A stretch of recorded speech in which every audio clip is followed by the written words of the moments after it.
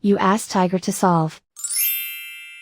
This deals with linear equations with one unknown.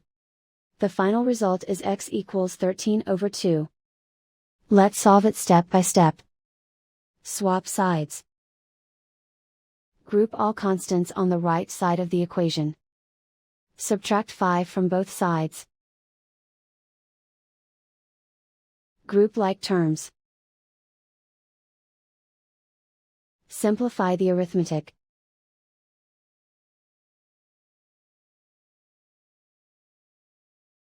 Isolate the b.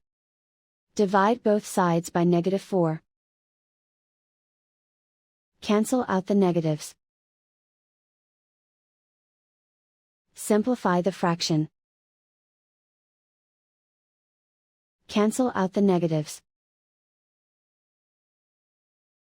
Find the greatest common factor of the numerator and denominator. Factor out and cancel the greatest common factor. And so the final result is x equals 13 over 2.